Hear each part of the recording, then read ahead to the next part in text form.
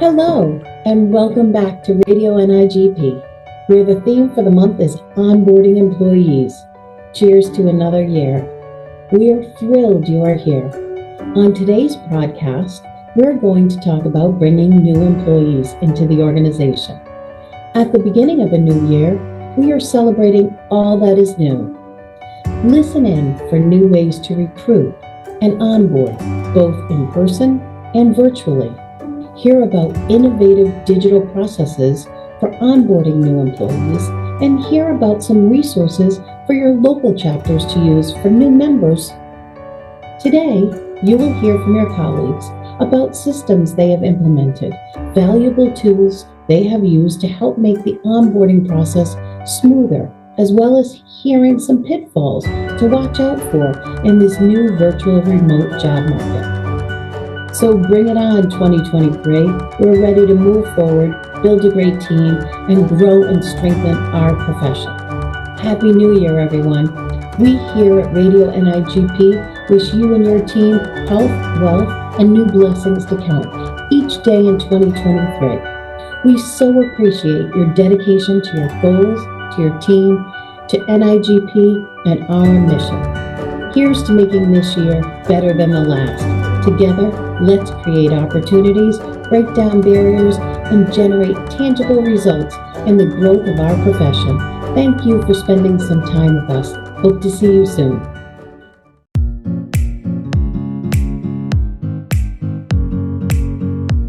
Hello, NIGP colleagues. This is David Nash reporting from Radio NIGP, and I'm joined by my committee colleague here, Kevin Yin, and we're talking today about onboarding, about bringing new employees into the agency. And we have a special guest with us today. This is Emily Schulhoff from Multnomah County in Oregon. Emily, could you tell us a little bit about yourself real quick? Sure, absolutely. Thank you so much for having me today. Let's see, I am with Multnomah County, which is in the northwest corner of Oregon. We're right in that Portland metro area. So the Portland metro area is fairly large. It's got about 2.5 million population within that whole area. And Multnomah County itself has about 803,000 citizens. So we're fairly large. And then as an agency, we have just over 5,000 employees that help us do the work of the organization every day. Wow. Okay. So we are a fairly large organization. And then I've been with Multnomah County for 14 years. I currently serve as the procurement operations manager working in our central purchasing division, and primarily help support the work of our contract compliance teams and our procurement analyst teams. So a lot of looking at both solicitations and contracts that Multnomah County enters into. Cool. So thank you, Emily, for joining us today. With all the stuff that's been happening with the staffing situation, I'm sure Multnomah County is experiencing the same thing as what we're all experiencing across the country. How have you dealt with it? Yeah, that's a great question. So there are about 22 of us that make up our staff within central purchasing. And in the last year, roughly the last year or so, we've had some turnover during the COVID years, and we've had to add about roughly 4 to 5 new people due to departures for various reasons, promotions or moving across country. And so within that, we've really had to think about how do we help support these new employees within this new world that we live in of teleworking and working in the office sometimes.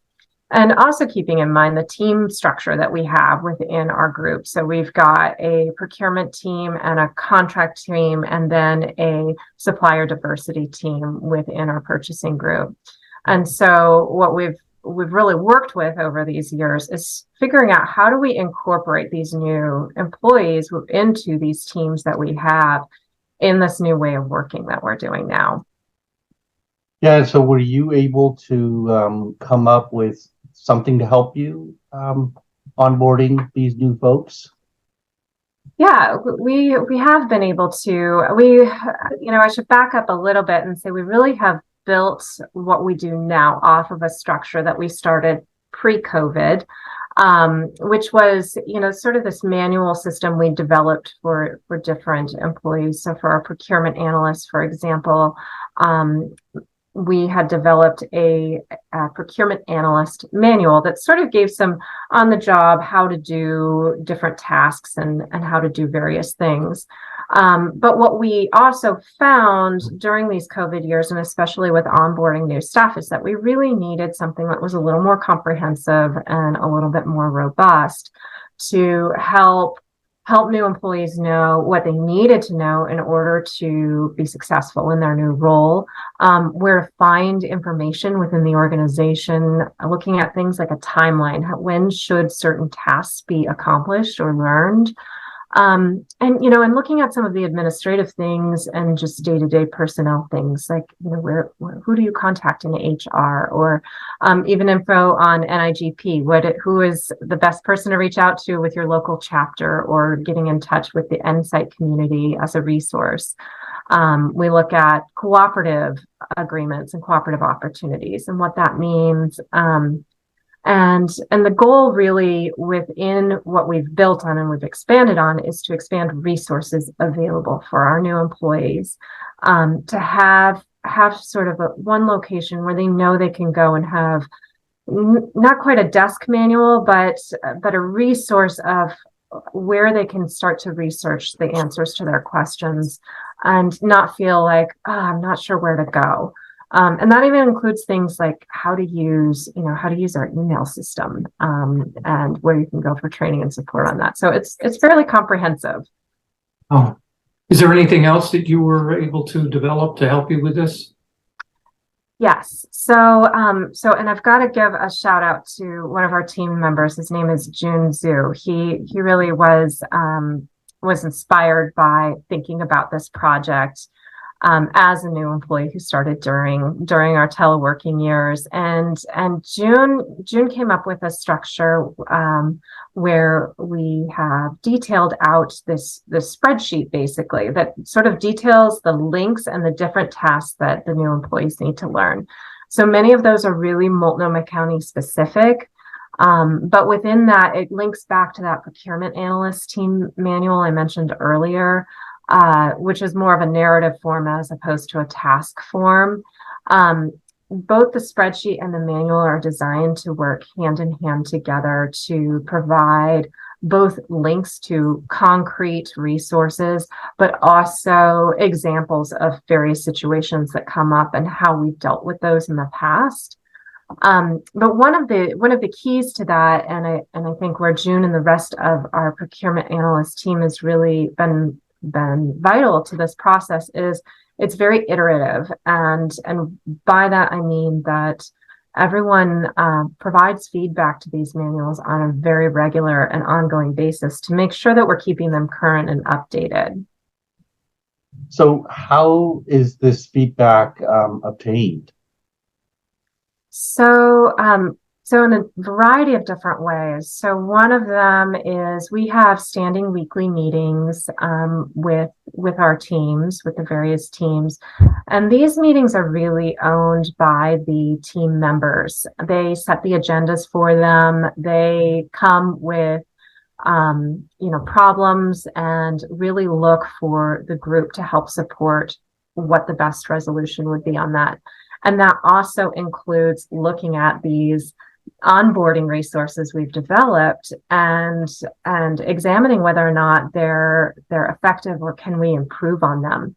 And so we use those team meetings for that. In addition to that, though, we also, whenever we have a new employee come on board, is we will give them these manuals, we give them the spreadsheets, but then also give them full edit rights to it and empower them to really improve on, if they feel like it should be, any of the sections that maybe aren't clear or maybe need a little bit more explanation, or maybe they've come across something that it isn't in there and we need to create a new section. So we've got a couple different ways that we gather that feedback.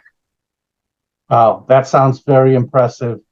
Have there been any hiccups? I think so. I will say that Multnomah County, we're a very collaborative organization. We tend to hire people who exhibit those traits as well. And one of the things though that we do need to recognize, and that I have been really aware of, is that not everyone is comfortable, say, speaking up in a team meeting about something that they don't understand or maybe isn't clear to them. So I wouldn't say it's necessarily a hiccup, but an awareness that's been created around structuring that feedback loop and the way that our employees engage with these resources in a way that works for the individual. So really trying to be aware that different employees are going to have different learning styles and different ways that they're most comfortable engaging with the team and with the material. So I think that's been a learning process for all of us, and just figuring out how we can support each other, recognizing those differences that we have as well. Sounds great, Emily. Any final comments that you would like to add?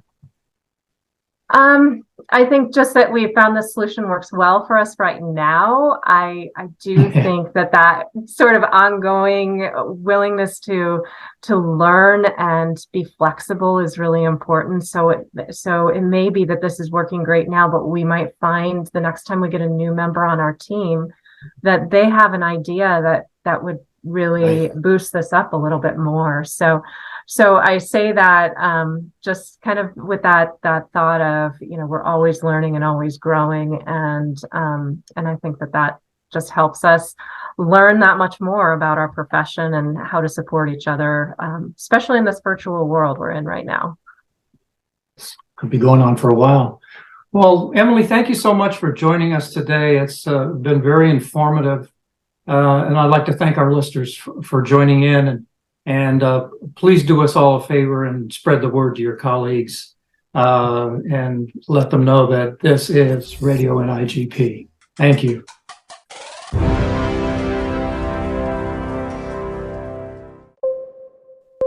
Hi, and welcome to Radio NIGP. I'm Stephanie Akerley, and this month we're focusing on onboarding new employees into procurement. Specifically, we are focusing on onboarding new employees remotely. A lot of workplaces have transitioned to telework and working remotely as a result. And so what is that experience like? So I got the honor of onboarding an employee remotely, and that employee is April Dickens. And so, April, can you introduce yourself and tell us a little bit about what you do? All right. So first, I'd like to say thank you for having me. And again, my name is April Dickens, and I am a corporate procurement specialist with the Maryland National Capital Park and Planning Commission. And I oversee commission-wide purchasing functions for telecommunications, technology, and professional services. So you had a job prior to coming to the commission, and that job was in private sector. And what did you do for private sector and private sector procurement? Okay, so prior to coming to the commission, I worked in the private sector for about 18 years. First as an IT purchasing coordinator, and then and that was for a global private equity firm. And after that, I was an IT finance and procurement manager for a hospitality management firm. Okay, and so that firm, I believe, got acquired during the pandemic? Yes. Okay. And so how long were you doing a job search basically during the pandemic before the commission interviewed you? Okay. So my job ended in July of 2020. So we were already in the middle of the pandemic. And of course, I did not lose my job due to the pandemic. It was due to the merger of two hospitality firms. And so like I said, I worked through the end of July. And I think I started applying for jobs the beginning of July. And it took me about 6 weeks to actually get a new position. And that's, with the Maryland National Capital Park and Planning Commission. Okay. And so how did the commission go about interviewing you? Was there ever anything that was done in person, or was everything done remotely? And if it was done remotely, how was it, were there Teams meetings, Zoom meetings, letters? Again, I know that when you bring on new employees, or when you're interviewing them, you typically like to meet them in person. And did any of that take place? Okay, so my onboarding, my interview process, everything was 100% remotely. I was interviewed by a panel of 3 individuals, which consisted of my manager, the director of procurement. We actually have 2 managers in our office, so it was just 3 individuals. And that interview lasted anywhere from 45 minutes to an hour. And then how was the job offered to you, and how was that communicated to you? And once it was offered and you accepted, what was the onboarding like as far as being onboarded by the agency? Okay, so I received a telephone call from my, manager, that I had, gotten the position. And everything after that, it was handled via email. There were various Teams meetings. I received my offer letter. Actually, my offer letter did come via email and in the mail. And I worked with, a liaison from HR to get all of my new hire paperwork completed, my benefits, information, the signature on file, the background investigation, all of that was handled 100% remotely. Okay. Wow. Okay. So once you're here, you've been onboarded, you got the job. How do you get trained remotely? Like what was that like? Okay, for me, because I didn't have a good deep background in public procurement. There was a need for a certain level of training, and through various discussions with my manager, we kind of charted a path for what that training would consist of, and the training took place within a span of 3 days. And we did it all day, and it was via Teams. And it was almost like I was taking a course or a class anywhere. We braked for lunch, and we got back to it. So my manager was responsible for laying that foundation, of public procurement, what to expect, because with public procurement, there are a lot of policies, regulations, rules that you have to follow, so you don't end up in that orange jumpsuit. So that was very important information. But again, it took us a span of about 3 days. And has there been anything that has continued since you were onboarded that has contributed to your success? That's question A. And question B is, are there things that could have been done better to contribute to your success? All right. So the first question, absolutely. It's something that we are doing currently. We started it, and they are the one-on-one meetings. So we set a regular cadence for the meetings, and they happen weekly. And this is my opportunity to have your undivided attention and to ask any question that I may have. So during the week, as I'm working, I jot down any of my questions. And again, it was never conveyed to me that if I had an urgent issue that I couldn't pick up the phone and call you. But these were the types of or the types of questions that I'm talking about. Just general questions, just ideas that I've had, just getting that support from you.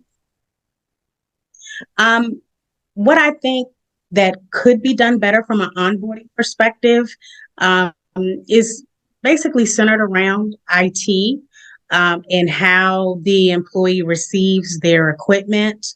I think, making sure that the new hire has their laptop or all of the, essential equipment prior to their start date should be packaged up and shipped to them.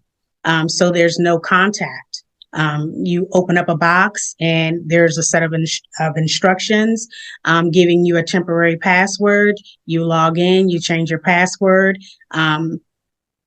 So I think that would be helpful.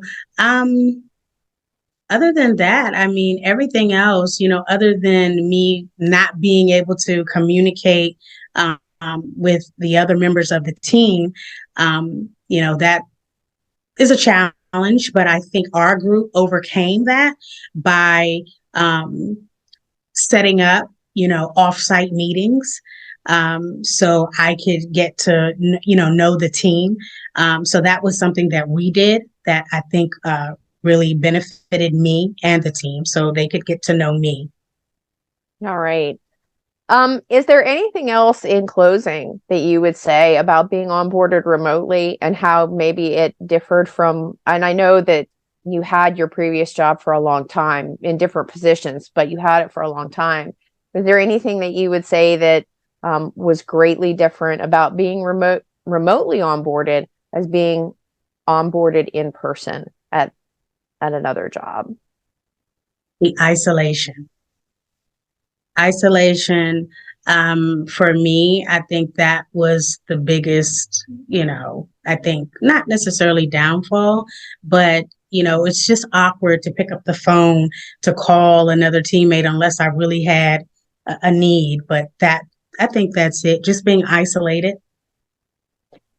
So let me just ask you, because I think this is an important question. How do you deal with that isolation? Because as the new person, you don't want to be perhaps the person always picking up the phone and calling, but you don't want to not have the answer either.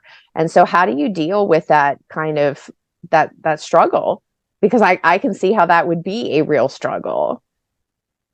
Honestly, I think us setting up the one-on-one meetings and my manager always setting that cadence of being on camera and me being able to see her face and her reactions, that helps.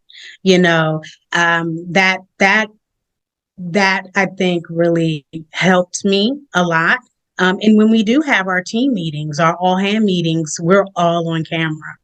So that helps. All right. Best piece of advice you've gotten during remote onboarding? Best piece of advice. I have nothing. I mean, I think, just knowing and being told that I'm here if you need to reach me, please reach out. Just always being reassured. If you need anything, please call me. All right. And any worst thing that happened to you while you were being onboarded? No. Okay. No webcam stories, none of that.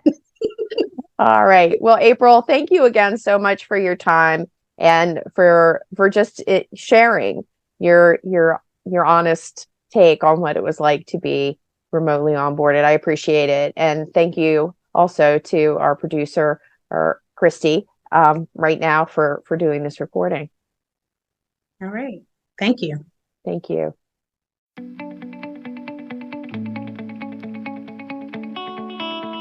Today, I have with us Todd Slater, Chief Content Officer for NIGP, to talk to us about the call for presentations for NIGP Forum 2023.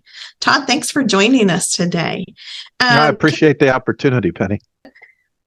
Can you talk to us about what NIGP is looking for in these presentations?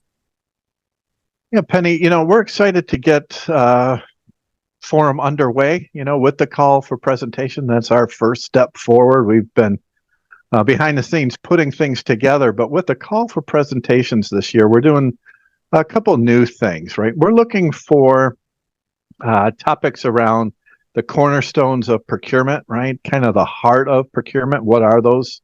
Things like contract compliance, negotiations, ethics, finance, and procurement. The list goes on. It's out on the website, but that's really the heart of the topic. So you can select from the cornerstones of procurement.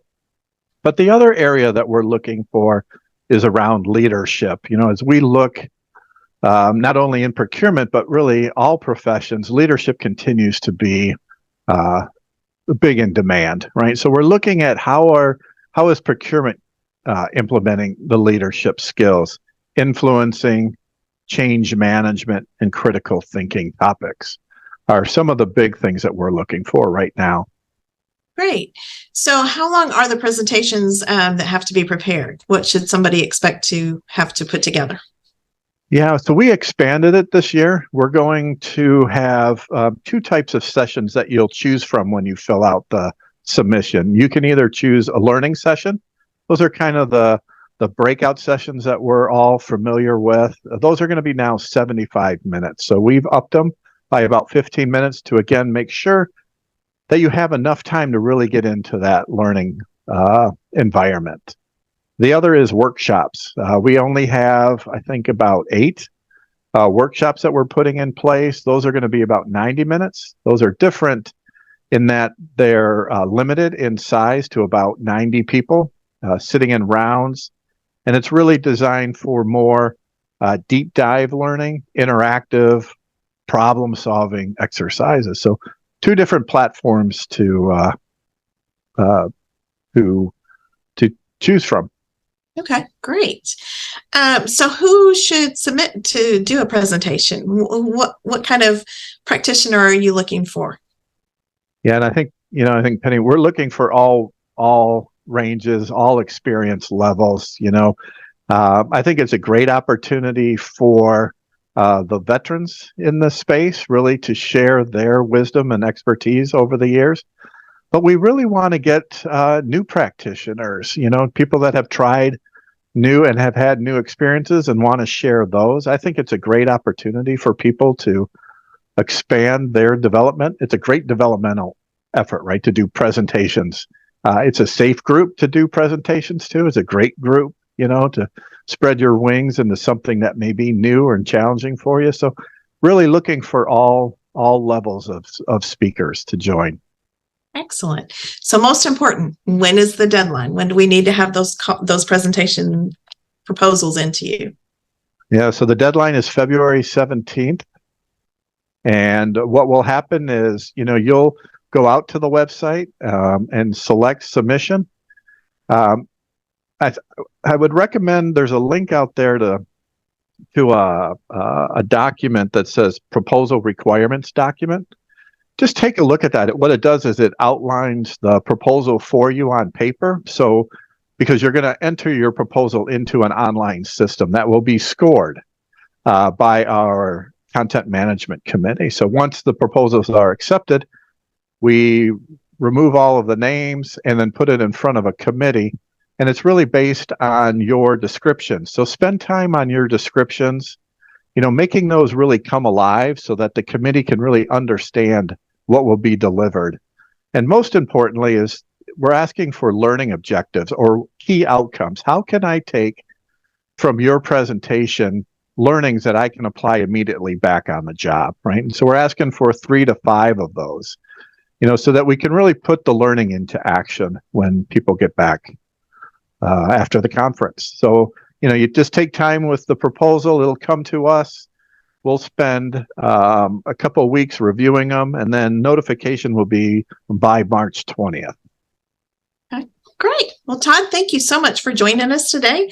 We appreciate that, and we hope you get a lot of good presentations submitted for forum. Yeah, well, thank you again for the invite, and I look forward to reading everybody's proposals. Thank you.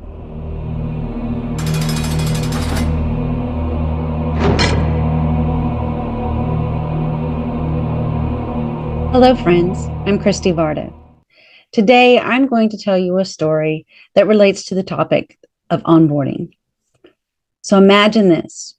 You work for a public entity, you're 100% virtual, and you need to hire new staff. You go through the whole process of soliciting for staff members, the interviews, the background checks, and you bring a new staff member on board. That staff member has been working really well for you, and you're like thinking things are going great. Well, that's not the only staff member you have to hire, so you continue to go through the hiring process, and you bring on another staff member, just so happens staff member B comes from the same place that staff member A used to work at. And they're working out well. They're both working out well. They're doing their jobs. Everything's great. And then staff member B comes to you, says, "Hey, I went to lunch with an old colleague from my previous employer, and the topic of staff member A came up. I hate to tell you, boss, but that person still works for their previous agency as well. So what do you do?" Well, first, the decision needs to be made on who you need to inform. Investigations will be started, and disciplinary actions will be taken. It's even possible that criminal charges will be brought, because by working for both agencies at the same time, they're actually committing fraud and theft. And in our profession, those are big no-nos. So what could you have done to prevent this? Well, I'll tell you, the story I just told you is something that really happened in real life to a friend of mine. And we talked about what could have been done to prevent this. So here's some ideas. If you are in a 100% virtual environment, there's obviously things that may need to be done to ensure that that person is only working for you, or that they're working for you during the business hours that you are working. So first and foremost, other than background checks and all that lovely stuff that happens when we're onboarding, you might want to make sure they also fill out what is it? It's an employment form that you might have to show that they have outside employment, and make sure that it doesn't conflict. It has to be reviewed and vetted to make sure it doesn't conflict with what they're doing in their daily job for you. The second is, initially, yes, you went through the interview process, you've done the background checks, but you really don't know this person. So you might need to have more frequent check-ins with that staff member. Recommendations is have daily check-ins, but don't have them scheduled. Make them periodic where you call them up. And when they answer, make sure that they're on camera and that they have no background filters in place. Another idea is you maybe want to have HR follow up after they've onboarded to call the previous employer just to guarantee that they're not still working there. So in the reality, what had happened is my friend hired somebody to work 100% virtual, but their previous employer was 100% in person. And so they were keeping their in-person job while working virtually for her. It's a sad situation. That person has lost both jobs, but we hope it doesn't happen to somebody else. And we hope the story has been helpful to you. Thank you, and see you next month on Radio NIGP.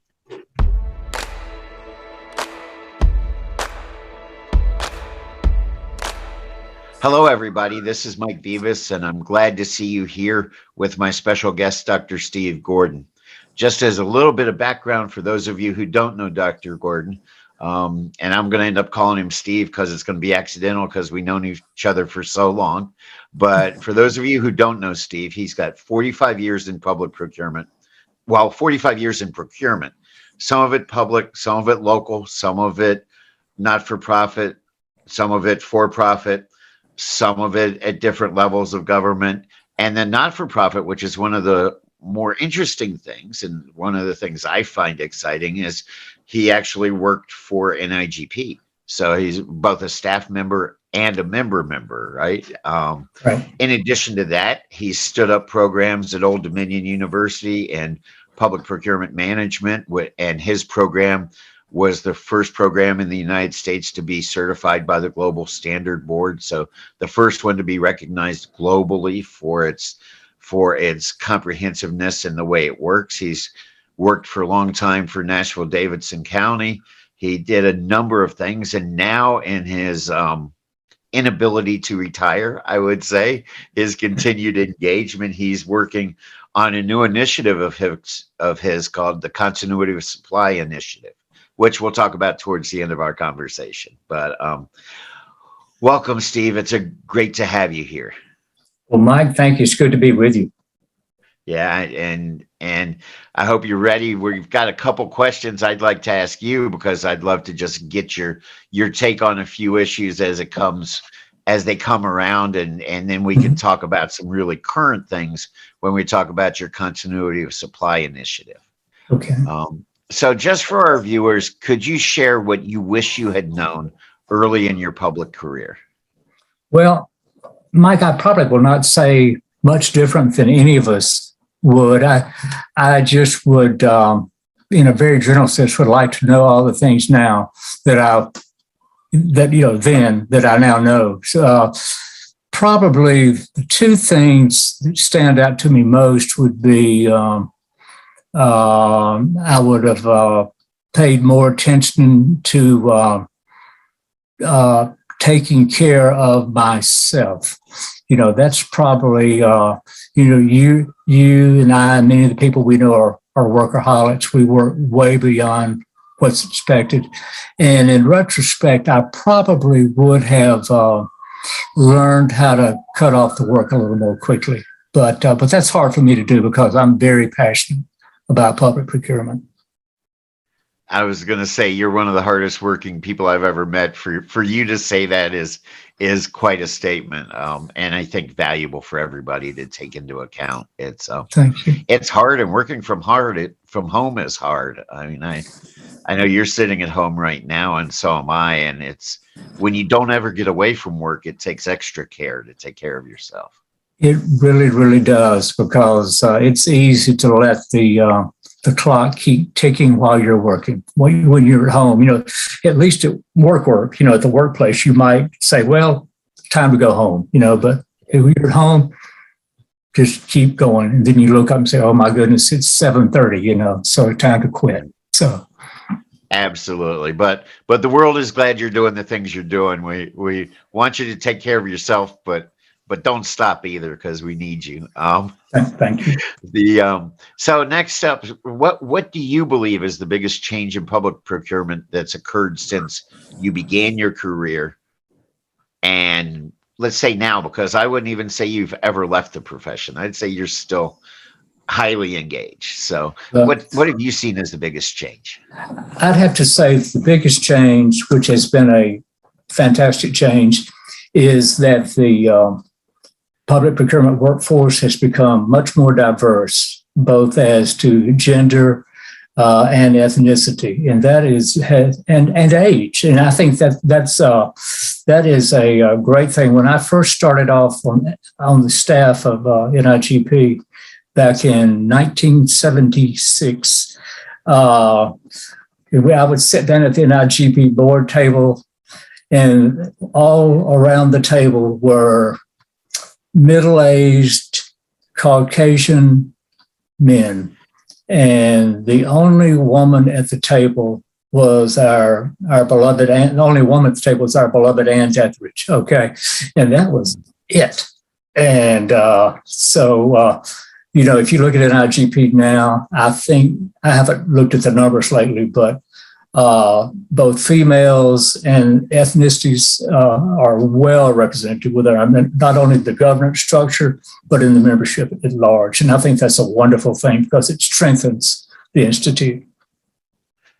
I think you're right. I think diversity and inclusion are important, and we've still got a long way to go, but the things that have been accomplished over the last 30, 40 years are just amazing. And I think your engagement in the organization and your involvement have helped with that. And especially some of the work you've done at some of the universities in bringing new people to the profession and reflecting the diversity of the community in that group. Go ahead, Steve. I said, I've done what I can. Okay. Yeah. And we appreciate it. You've done more than most, so it's great to have that. So what would be the most important lesson you've learned during your career that you would pass along to current public procurement professionals? Goodness, I've learned so many lessons, as all of us have, but I will select one. I doubt any of the people listening to NIGP radio today will remember a fellow named Bill Whitson. I'm sure you do. And Bill was one of the wisest, smartest people I've ever known. He was probably the best combination of a procurement person and a person who knew, and a public administrator in general, who knew how to work in a political system. And Bill gave me some advice, which I will always remember. And I'll try to do a little bit of imitation of Bill if I can, because Bill would take, like a lot of Southerners, he would take one word. Yeah, and I know you went to school in Tennessee, so you know how this goes. He would take one word and stretch it into 2 or 3 sentences, like a one syllable word. But I remember Bill telling me more than one time, Steve, he said, Steve, now remember one thing, you don't need enemies. Enemies are not a requirement. So that stuck with me, has stuck with me to this day. Now, like you, I was raised in a home with good values. Now, was around people who had surrounded all my life by people with good values. But that struck home because, as you know, those of us who are passionate can get so passionate about things that we can unintentionally make enemies. So once Bill told me that, he told me that, goodness, in the early 1990s, it has stuck with me ever since. That's great. That's a wonderful lesson, and it's true. Very few of us need enemies, right? Right. And it's so easy to create them. Yeah. I appreciate that. So when you think about your past experience, and I think this might tie in a little bit to to some of the work you're doing with the Continuity of Supply initiative, but what would you like to see the public procurement profession do in the future? What direction would you like to see it take? I think this is yet another thing I share with you, Mike. I would like to see the public procurement profession and the public procurement function in general become more strategic in the contribution it makes. Public procurement has come so far in the last, let's say, 35 to 40 years, and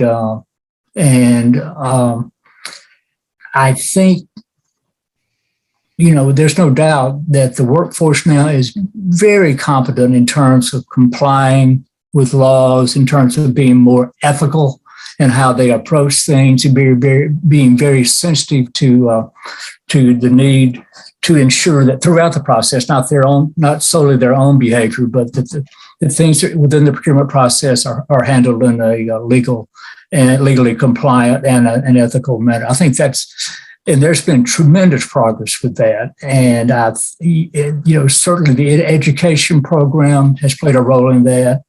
The chapters have played a role in that, and just the kind of individual relational relations that have existed within, as you know, our institute really is just a big family. And so I think we've come a very long way in that. But the next step we need to take is to, I often hear people say, well, I want procurement to have a seat at the table, but I don't think, that seat at the table is not going to be given to us. And it is something that the public procurement profession is going to have to earn. And that's going to require more than complying with the law and being ethical. And it's going to, I think, NIGP is addressing this, I think, through their educational program right now. But it's going to require people to have a much broader understanding of how their government enterprises work, how they're about technology, and about subjects such as economics is one that comes to mind immediately, and obviously technology. So I think those are some areas. I'm probably missing something, but those are some of the ones that come to mind. I think that's great. And I think that when I hear you say that, it ties back to the don't make enemies, or you don't need enemies piece. It's right. It's about finding solutions for your clients rather than and actually understanding what your organization does and how you fit in that puzzle. Right. I think those are great suggestions. Now, tell me about this continuity of supply initiative that you started now, as you continue to innovate and continue to see the future of procurement. Tell me about this. I will, and I'll start off by saying I'm not the Lone Ranger, Mike. There are a lot of us who are involved in this, and I like to say it is a loosely knit group. We're not set up as a 501c3 yet. We probably will be at some point. But we are essentially a group of about 15 people who have worked in or near the public procurement arena. And we are essentially, I would use the term advocates or even evangelists. You know, that term is even now used in sales. So I think it's probably politically correct to use that term here too. For an approach to procurement that frankly will I think provides a golden opportunity for public procurement to shine, you know, to make that strategic contribution. And it's a very straightforward thing. It's about changing how we enter into long-term contracts, particularly for critically needed supplies and services, so that we being governments, and particularly the end users in governments and the stakeholders in governments, will never be affected again as they were during the COVID-19 pandemic. You know, obviously that's still going on, but we will all remember the horrible things that happened, particularly at the beginning, and not only to mention the deaths and hardships on a lot of people, but also just the extreme inefficiencies it created and the budget impact. And if we want to be, and you're right, you said earlier that I still consider myself part of the profession. That's all, I'll use the term we got caught unprepared, but yet that's too late. We can't fix that now. It happened. But we can, and this is what we're doing through COSI, we're advocating an approach that will provide for contracts to keep going no matter what happens. And the response we've gotten so far from the industry has been very positive because the strategy, the procurement approach we're using will involve true cooperative procurement, not piggybacking, you know, not writing third-party contracts, which is an easy way to move things from one side of the desk to the other. But this actually involves aggregating requirements into large solicitations and, you know, from there into the contracts. And the suppliers we've talked to actually like this because they see it as a win-win, because they say, hey, we can see right here in the solicitation what the demand is going to be. We can plan for that, and they like it. And the strategy, you know, just quickly, I think when this approach gets adopted, and it will be adopted, I'm confident of that. It's just a matter of time. I think we're going to see some kind of, there's going to be an element of storage and stockage, if you can use that term, to provide a runway to alternative supply chains, if that makes sense. So, if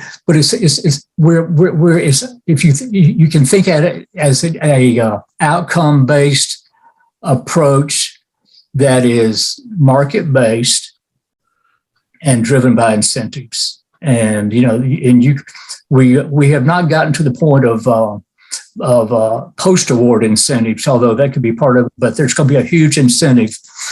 The better your contingencies are in each of 4 scenarios, the more points you will get in that section of the evaluation. So that sounds great. It's great to hear you're still being creative and solving problems for us all. It's fun. And we look forward to the future with Dr. Steve Gordon's inputs continuing.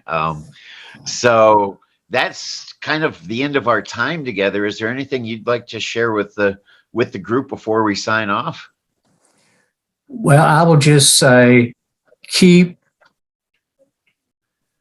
aiming to make a greater strategic contribution.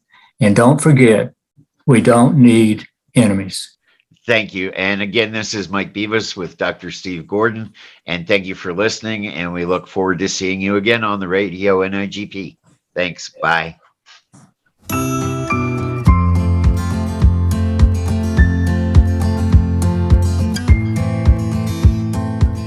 Hi, this is Kate Rotella with Radio NIGP.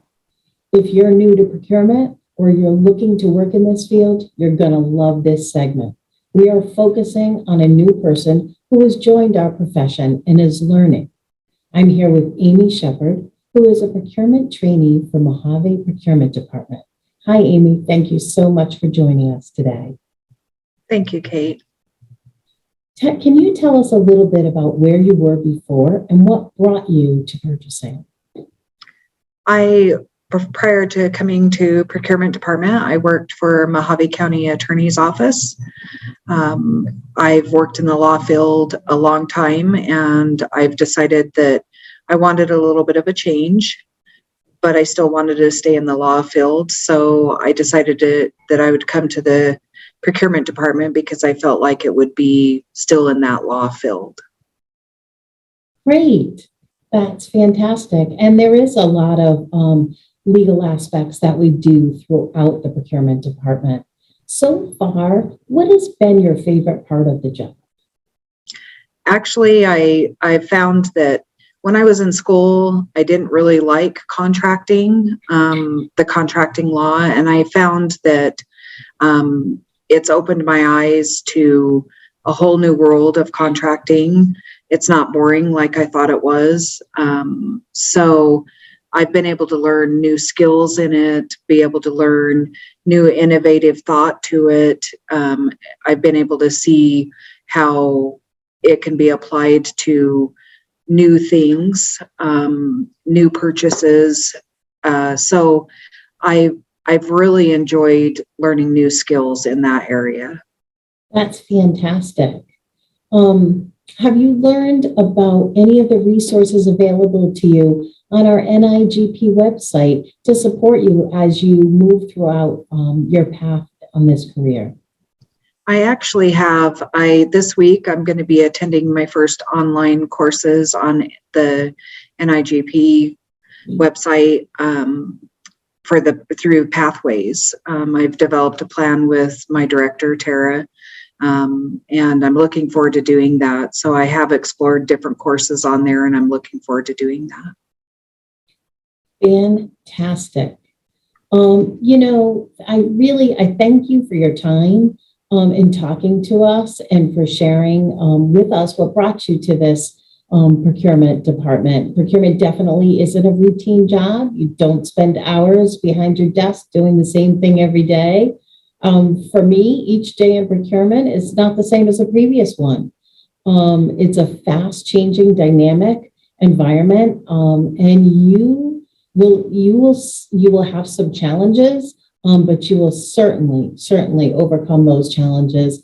And you're always looking for new products and searching for new suppliers to meet variable requirements, right? In procurement, you won't be bored. So procurement is exciting, and we welcome you to the profession. Thank you. I look forward to it. Thank you.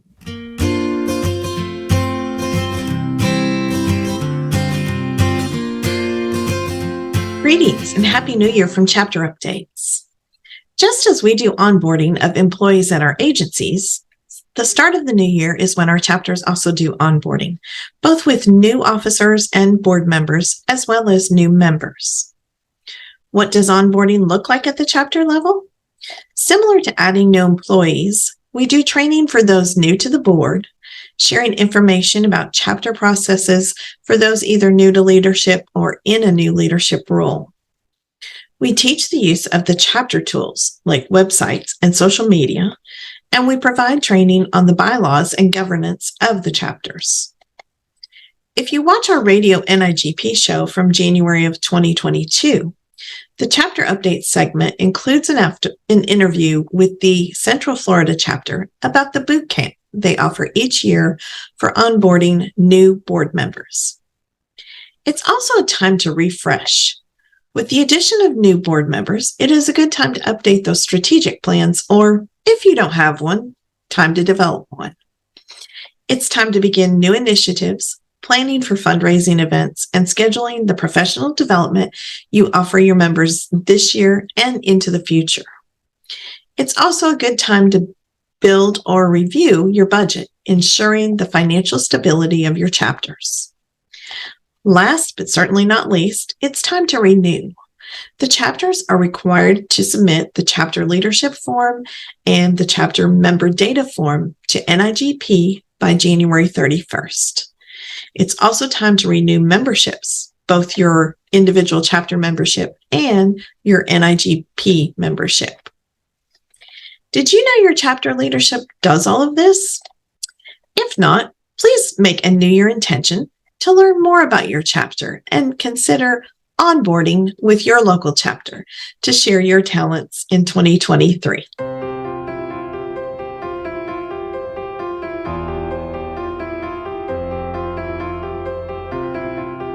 Hello, and welcome to Way to Grow, an NIGP mentorship moment. And welcome to 2023. We're all hoping that this will be a year of renewal and even greater growth for all of us. So this is the time to take stock and identify new growth opportunities for the future. This month on Radio NIGP, we're focused on onboarding of employees. And one aspect of developing new employees is through coaching from onboarding. And I'm fortunate today to be able to welcome a very special panel to discuss the issue. So join me in welcoming Tara Acton and Christy Varda, who both have experience with coaching new employees. Welcome, Tara and Christy. Glad to be here. Glad to be here. Now, the major characteristics of coaching, as opposed to mentoring, which we normally talk about on this segment, that coaching is designed to allow for the measurement of performance, standardization of a process, and content used to facilitate the coaching, and it provides the coach with the ability to drive the relationship to deliver the intended results. With that said, I'd like to ask our panelists a few questions about coaching. I'm going to start with Tara. So, Tara, in your organization, how soon do you begin the coaching process for newly onboarded employees? Well, I would actually say immediately. As soon as I know who I'm hiring, that is when I start the coaching process. So for me, it actually begins before their first day. In procurement, we oftentimes are bringing people from related fields or maybe not related fields. And so I start with looking at what is their background, where are they coming from? And I think a huge part of effective coaching is developing an action plan and trying to anticipate what an individual's needs are going to be on their very first day. So following up on that, you developing an action plan, have you developed generally a standardized structure for your coaching sessions, including specific material you want to cover, or you just chat about select topics that come up in a more informal manner?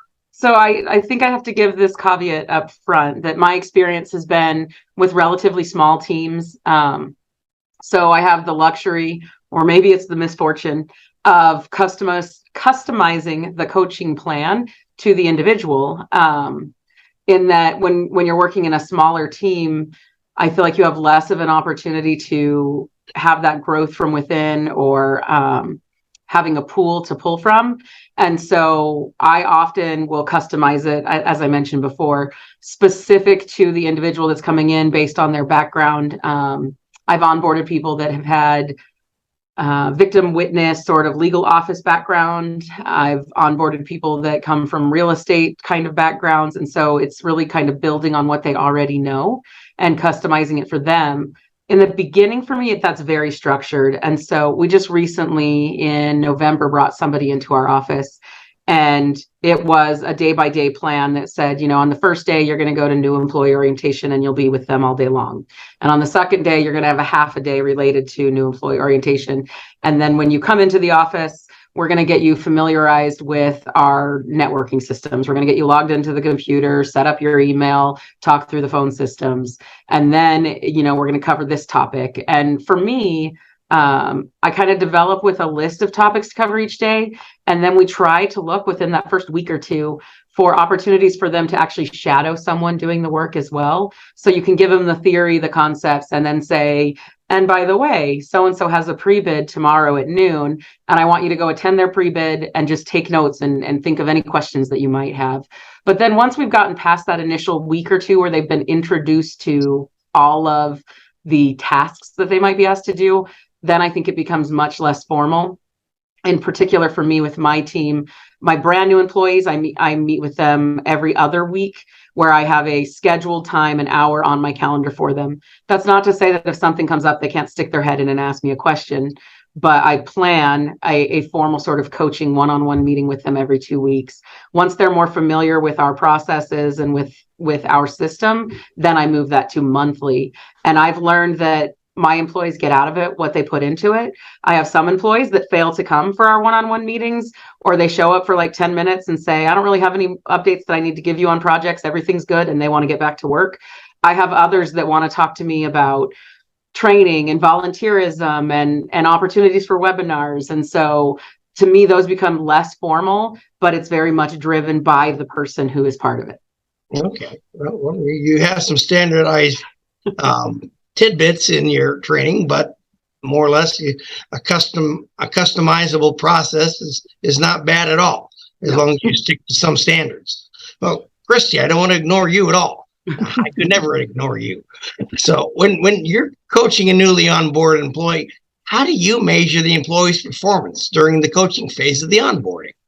Well, that can be difficult because everybody comes into an organization with different levels of experience and different learning styles. So maybe it's, you have a concept of a certain number of tasks, basic key tasks that staff may actually need to achieve to be successful without you having to be there all the time. And when they get to that point that they can handle those without calling you or without zooming it, without having a meeting, whether it be virtual or on person, sitting side by side and say, hey, walk me through this, then they've achieved what you need them to achieve to be able to be a sufficient employee.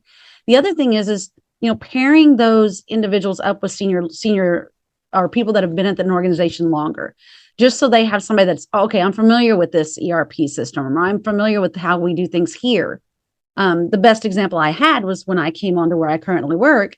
I came with many years of procurement experience, but I needed to learn the way of my organization because every organization does things slightly differently. And so most of my initial onboarding took place in just learning the Loudoun County way versus any other way that I've worked with in the past. So you've got to kind of gauge it by the staff member that you're bringing on in regards to learning style and their capability to pick up things quickly or not so quickly. So you need to look at each employee's capabilities and results individually. Then it's Correct. really not a set type of evaluation for them. Exactly. I mean, we all get evaluated, but I mean, we're going to be evaluated based on, what we're capable of doing. And, while we have those annual evaluations that set certain goals, initially when you're first learning about that employee, they don't know what those goals are. So they're going to, and you have to walk through that, but they also have to have time to learn the ways that you're doing things at your organization. Well, that sounds like a pretty good plan. So as you're going through that process, how do you solicit feedback from the employees about your coaching process? And if so, how do you collect that feedback? Well, sometimes it's as a matter of saying, hey, okay, is there anything that you need to know? Is there anything I'm missing that I haven't shown you that you're curious about? What could we do? What could I do better? What can I do to help you learn faster or help you learn, take on more responsibility? And once again, it's going to be based on that employee and what they can and how comfortable they feel with you. Maybe it's, having them talk to that senior person that they're working with, and you find out through them that, hey, this is kind of where they're at. They seem a little uncertain, so that you kind of get an idea that what you're doing is right or not. Okay, well, thank you so much for that. It's close to wrap up time for our discussion. So before we go, do either of you have any tips or tidbits that you'd like to share with our audience today? I think I've got two, and thank you, Christy, because you just reminded me of one. And especially in my role as a director, sometimes it's hard to get honest feedback from my staff because they don't want to challenge a director. And so sometimes you have to get out of your own way and you have to let, a supervisor or a peer kind of talk through things with them. And if it's somebody that I've built a good relationship with, they might be more able to go sit down and have a conversation and say, hey, Christy, you've been with our company now for 3 months, and how do you think it's going? Is there anything that you need? And then they can give that feedback to me. So I think sometimes it's just recognizing that there's a certain level of intimidation that comes with some titles. And so don't take it personally if people are afraid to share with you. Nobody wants to tell their boss that they're not doing it right, that they don't have enough. And then I think the other big one for me was to not force it. Everybody measures their own success differently. And I learned that, again, from that intimidation standpoint, I'm very much a driven as to like, what's the next great thing that I can learn about or become or do. But some people just want to be the best darn contract specialist that they can be. And they have no desire to move up through the ranks.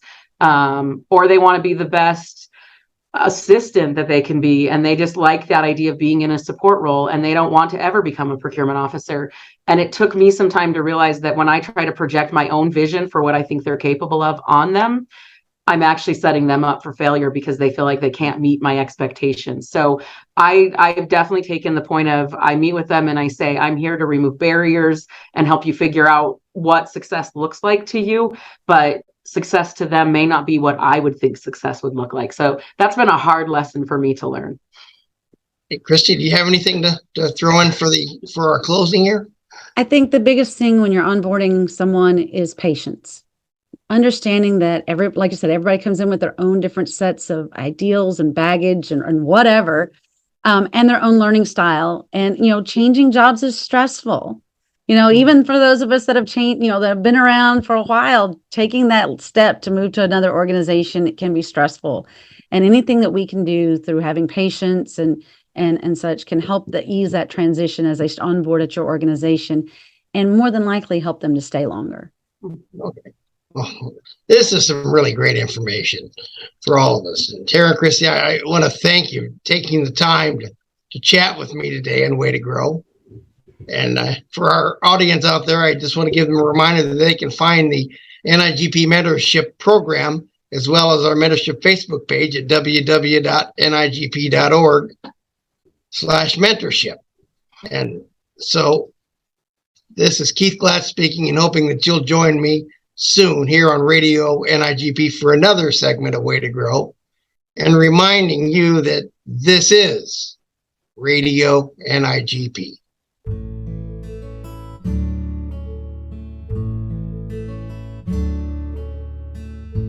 Hello, friends, and welcome to 2023. I hope your year is off to a great start and that you've enjoyed this January broadcast. Whether you have been in procurement for many years or only a few days, it's important to remember that everyone has a first day, bless our hearts, and we should always strive to continue to learn with the same enthusiasm we entered the profession with.